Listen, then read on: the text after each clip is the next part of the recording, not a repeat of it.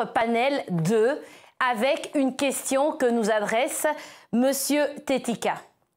Monsieur Tetika voudrait savoir, faut-il avoir des institutions financières spécialisées et des produits financiers uniquement dédiés aux femmes pour accroître le niveau d'inclusion financière des femmes? Oui. Pour accroître l'inclusion financière des femmes? Non. Il faut plutôt éliminer les contraintes qui pèsent à leur accès à l'offre présente dans le marché? Oui et non. Tout dépend de l'environnement et des questions auxquelles on veut adresser.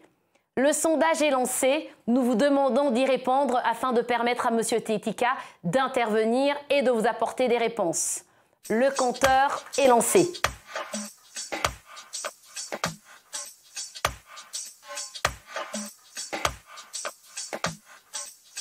Nous vous laissons quelques secondes pour répondre. 10 secondes.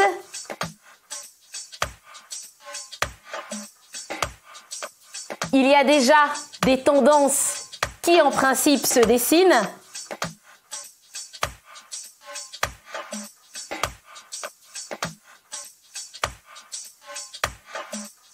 C'est bon.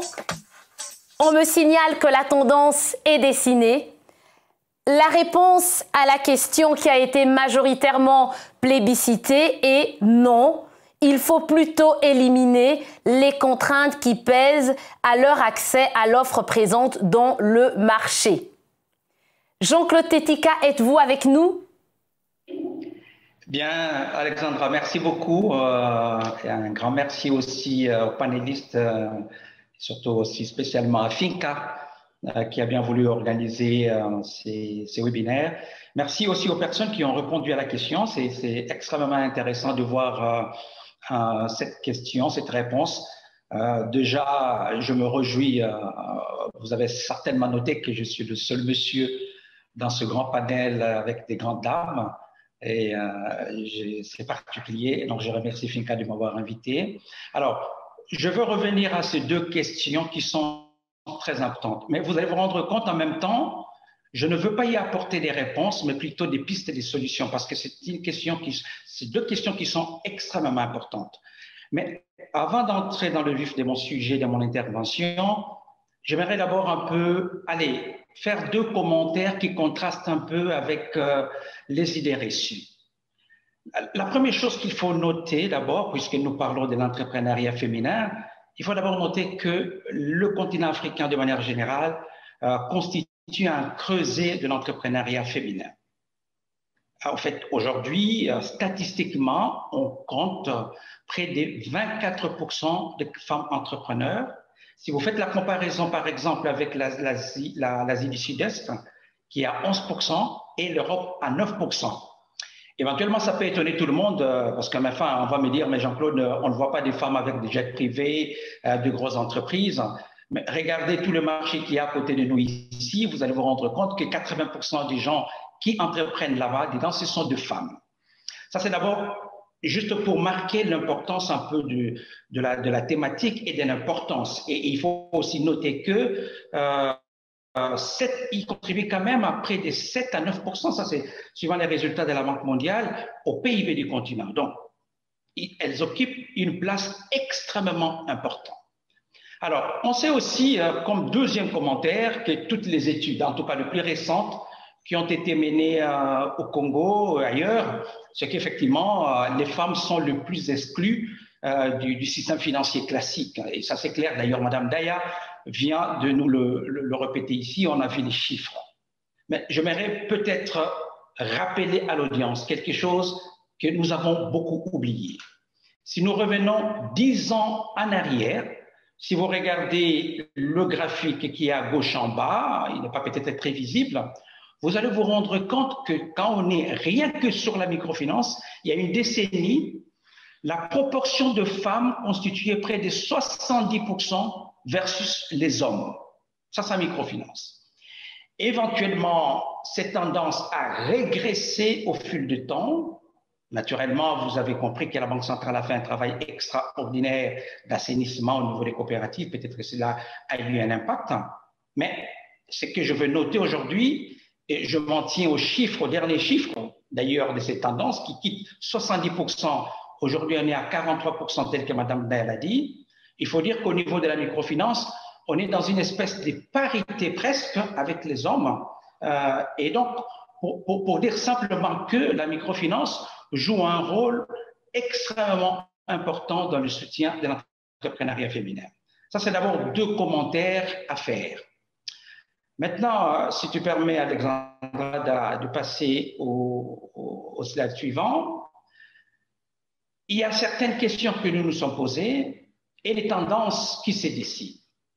Si vous regardez maintenant, j'ai pris les chiffres que Mme Ndaya a donnés en global, j'ai essayé de les disséquer pour le mettre en trois catégories des institutions que nous avons aujourd'hui qui opèrent sur le marché, c'est-à-dire les coopératives, les IMF et les banques.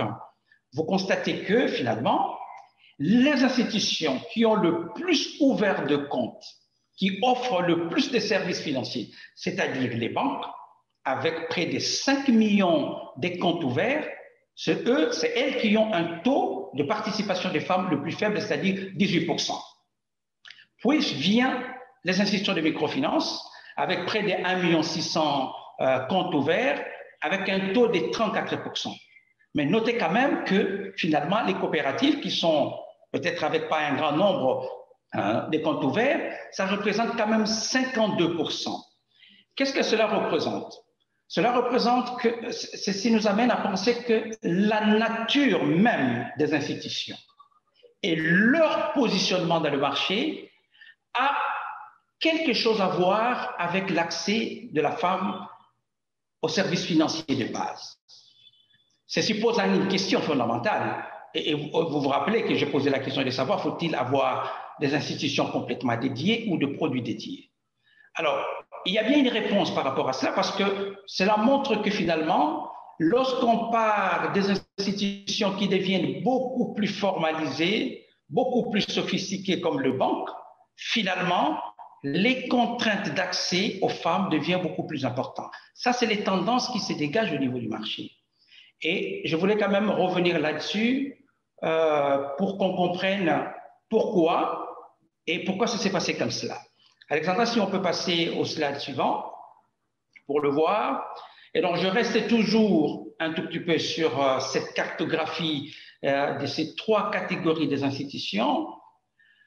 Et bien noté que les coopératives étaient en pole position, suivi les institutions de microfinance, puis viennent les banques par la suite. Alors, pour mieux comprendre cela, il faut déjà aller vers la mission de ces institutions. On comprend facilement qu'il y a les institutions de microfinance et les IMF qui ont d'une certaine manière une mission double, ce qu'on appelle en anglais double bottom line, c'est-à-dire une mission sociale et économique et financière, ont tendance effectivement à s'ouvrir le plus possible, n'est-ce pas, aux questions qui touchent à l'accès des femmes. Alors, je suis sûr qu'il y a des banquiers qui nous suivent. Je n'ai pas de message complètement négatif par rapport à cela, mais je vous ai dit, je vous donne les tendances pour voir. Ça pourrait être une des explications. Deuxième explication, on peut voir, c'est que c'est la question de l'accessibilité et la flexibilité. Éventuellement, la femme, ça dépend du milieu dans lequel on parle, si on parle du milieu urbain ou du milieu périurbain ou du milieu rural, c'est pas la personne qu'on trouve partout en train de se battre dans les grands centres urbains. Et donc, la question de l'accessibilité est assez importante. Et comme par hasard, finalement, on voit bien que les coopératives, les IMF, ont tendance à être beaucoup plus flexibles, beaucoup plus proches des clients. Et donc, l'accès des femmes sont plutôt un peu plus facilités que les autres institutions, notamment le banque. Et ça, c'est quand même quelque chose de très, très important et ça se dessine, on le voit très clairement. Chaque fois qu'on améliore la proximité, surtout la flexibilité dans les conditions, et on voit effectivement qu'il y a une réponse qui est quand même assez importante, soutenue au niveau de la réponse des financements de l'entrepreneuriat féminin. Alors, un point très important, c'est aussi le produit adapté. En fait, la question que à laquelle on a répondu, et je crois que les gens ont répondu par non, ils ont peut-être raison. Est-ce que doit-on, on a vu les dernières années effectivement des tendances dans beaucoup des institutions, que ce soit coopératives et des banques, d'avoir des produits complètement dédiés aux femmes, ce qui est très bien, ce qui effectivement, à mon avis, ce qui aussi on soutient d'une certaine manière, favorise. Mais quand vous allez plus en détail, par exemple dans les coopératives, dans les IMF, ou surtout les coopératives, on a l'impression, j'ai même parfois l'impression que ce sont des produits qu'on fait un peu comme cadeau pour faire plaisir un peu aux mamans. Non, non. En fait, la question principale, est-ce qu'on finance le genre ou on finance l'entrepreneur? Si on part de l'idée qu'on finance l'entrepreneur et les business, on doit penser qu'effectivement, la femme et l'homme doivent avoir accès à tout le produit qui existe. Il faut plutôt réfléchir, n'est-ce pas, à des adaptations qui peuvent apporter au niveau de produits qui constituent au fait les contraintes d'accès aux femmes. Alors, un autre point qui est quand même très important et qui est une tendance qui s'est beaucoup dessinée, c'est le problème des garanties. Je crois qu'on évoque ces points, on évoquera ces points le plus important encore dans le temps. Rappelez-vous d'une chose, c'est que, et ça vous le connaissez d'ailleurs, 70% des actifs sont détenus par les hommes dans notre société, malheureusement. Et qu'est-ce qui se passe? C'est que naturellement, lorsque le volume des crédits est en train d'augmenter au niveau du marché en termes de la demande, il y a une demande plus accrue des institutions financières à sophistiquer, n'est-ce pas, les garanties. Et donc, dès que vous dépassez 10 000 $, dès que vous atteignez 10 000 $ ou 20 000 $, les questions des hypothèques se posent, des questions de garantie beaucoup plus solides se posent, et donc, naturellement, la femme qui n'a pas des actifs les plus importants que l'homme a tendance à ne plus accéder à des produits ou à des crédits plus importants. C'est pourquoi, à business égal, c'est-à-dire toutes choses restant égales par ailleurs, on a noté malheureusement que les crédits moyens accordés aux femmes étaient beaucoup plus petits par rapport à ceux donnés aux hommes. Donc, alors, par rapport à cela, si on doit répondre à la question, vous avez bien répondu, et je suis très très content de la réponse, c'est de dire, la question n'est pas vraiment est-ce qu'il faut avoir des institutions complètement dédiées aux femmes ou des produits complètement dédiés aux femmes, mais si on regarde ce qu'on vient de voir par rapport à l'analyse que je suis en train de mener tout à l'heure là, c'est plutôt le fait de réfléchir comment, avec déjà des produits existants dans ces institutions, lever les contraintes. On a bien vu que plus on va vers le banque, ces contraintes deviennent beaucoup plus importantes. Et c'est important aujourd'hui, par exemple, au niveau des banques, au niveau des certaines institutions, de voir comment, par exemple, aller assouplir les conditions de garantie, assouplir un certain nombre de choses pour permettre à ce que, si une femme qui a un business qui est égal à celui de l'homme, qu'il puisse avoir accès, n'est-ce pas, aux produits. Donc, éventuellement, il n'y a pas de mal si, pour promouvoir le leadership féminin, on peut avoir des institutions qui peuvent être directement pilotées par des dames. D'ailleurs, on en a. Madame Daya peut vous le dire. On a des institutions des coopératives aujourd'hui dans le pays qui sont pilotées 100% par des dames. Et tout. Donc, ça existe. Ça a été conçu dans des contextes un peu plus particuliers. Mais pour élargir l'inclusion, en effet, il faut plutôt voir les barrières et les contraintes qui pèsent à cela. Et donc, je parlais des produits adaptés, je parlais des contraintes liées aux garanties à cause du problème des actifs, je parlais des problèmes d'accessibilité, de proximité, et voilà. Et donc, et tout le préjugé, d'ailleurs, Madame Daya a parlé des problèmes de l'autorisation maritale. Parfois, on rit beaucoup, hein, on parle parfois des hommes prédateurs. Dès que le business de la femme devient beaucoup plus important, c'est directement accaparé. Ça sont des problèmes sociaux, d'ailleurs, sur le slide suivant, pour lesquels je ne vais pas, en effet, m'apaisantir parce que beaucoup, vous connaissez ce point. Je pense même que l'intervenant suivant pourra peut-être reprendre un peu tous ces éléments d'accès. Je vais terminer au niveau du dernier slide sur ce que le FPM apporte. Éventuellement, au niveau du FPM, nous avons un certain nombre de réponses, effectivement. un des axes ou des axes stratégiques sur lesquels nous travaillons, c'est d'abord de promouvoir l'extension régionale. C'est-à-dire aller dans des provinces, dans des villes où l'inclusion financière est très peu. Et généralement, dans ces provinces-là, dans ces villes-là, les premières qui en souffrent, ce sont les femmes. Donc, c'est une façon, d'une manière générale, que l'FPM répond. Madame Daya a beaucoup parlé de la digitalisation, et la digitalisation a la particularité de créer, de répondre à la question, à la problématique de la proximité, de la flexibilité. Et donc, ça a aussi une tendance, effectivement, à accroître l'inclusion de femmes. Éventuellement, le FPM travaille aussi sur des questions liées à la finance responsable.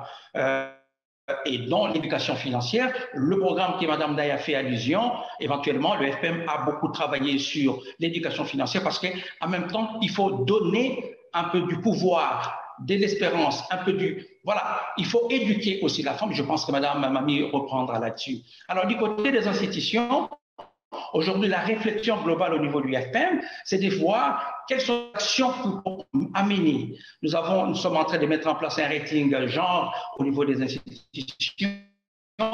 Nous encourageons effectivement les institutions financières à pouvoir avoir des indicateurs qui vont au-delà des indicateurs qu'on voit aujourd'hui et les conditions d'accès, surtout en termes de garantie, pour enfin promouvoir. Alors, si je dois conclure mon intervention pour dire, c'est que la microfinance, et d'ailleurs, puisque on a la patronne de la microfinance avec nous, Mme Daya, a été et est toujours aujourd'hui, je crois, l'institution ou les institutions qui se positionnent le mieux dans le soutien à l'entrepreneuriat féminin. Je pense que les autres types d'institutions financières ont de quoi apprendre de la microfinance pour enfin accroître leur soutien à l'entrepreneuriat féminin. Voilà, chère Alexandra, voilà quelques mots que j'avais à dire à ce sujet et je vous remercie. Tout grand merci Jean-Claude pour cette intervention. En tout cas, ça permet d'avoir un éclairage clair sur les tendances.